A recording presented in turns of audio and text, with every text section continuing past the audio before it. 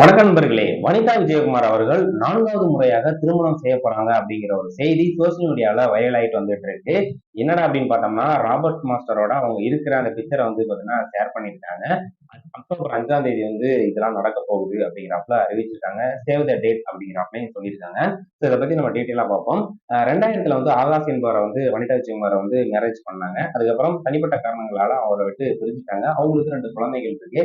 அதுதான் பார்த்தீங்கன்னா ஜோவிகா, அதுக்கப்புறம் பார்த்தீங்கன்னா விஜய் ஸ்ரீஹரி. விஜய் ஸ்ரீஹரி விஜயகுமார் ஃபேமிலி தான் வளர்த்துட்டு இருக்காங்க. ஜோவிகா வனிதா விஜயகுமார் தான் வளர்த்துட்டு இருக்காங்க. இந்த பிரச்சனைனால தான் வனிதா வீட்ல இருந்து அப்பா சைடு யாருமே அவங்கள்ட்ட பேசல அப்படிங்கிறாப்புல தகவல்.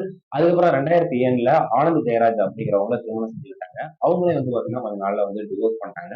கடைசியா 3வது முறையாக 2020ல பீட்டர் பால் அப்படிங்கிறவங்கள திருமணம் செய்ய போற தகவல் வந்ததுக்கப்புறம் சோசியல் மீடியால பெரிய அளவுல விவாதம் வந்துச்சு. ட்ரோல் பண்ணிட்டு இருந்தாங்க.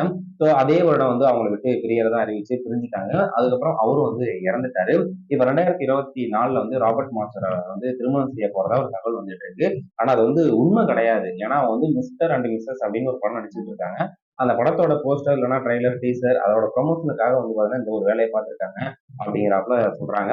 ஏற்கனவே பாத்துட்டீங்கன்னா நம்ம பவர் ஸ்டார் இருக்காரு பாத்தீங்கன்னா சீனிவாசன், அவரோட சேர்ந்து பாத்துட்டீங்கன்னா மாலை மாத்தி நிக்கிறப்ப ஒரு போட்டோ ரிலீஸ் பண்ணிட்டாங்க. கடைசியா பார்த்தா அவங்க 2 பேரும் சேர்ந்து ஒரு படம் நடிச்சிட்டு இருக்காங்க.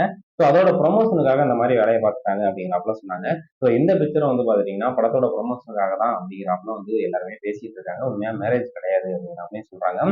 ஏற்கனவே பாத்துட்டீங்கன்னா ரஜினி, கமல், விஜய், அஜித் அப்படின்னு சொல்லிட்டு ஒரு படம் டைரக்ட் பண்ணியிருந்தாரு நம்ம ராபர்ட் மாஸ்டர். அதில் 2 பேருமே ப்ரொடியூஸ் பண்ணியிருந்தாங்க, சேர்ந்து நடிச்சிருந்தாங்க.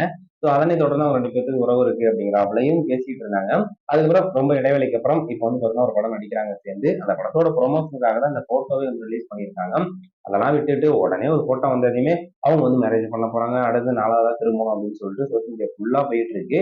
வேற வழி இல்ல அப்படிங்கிறாப்புல சொல்லிட்டு இருக்காங்க. ஏதாவது ஒரு படத்தை ப்ரொமோஷன் பண்ணோம் அப்படின்னா இந்த மாதிரி பண்ணா படம் எல்லாருமே பேசுவாங்க அப்படிங்கிறாப்புல சொல்றாங்க. ஏன்னா சாதாரணமா ஒரு டீசரோ இல்ல ஒரு ட்ரெய்லரோ அவங்க சோசியல் மீடியால ஷேர் பண்ணியிருந்தா பெரிய அளவுல ரீச் கிடைச்சிருக்காது.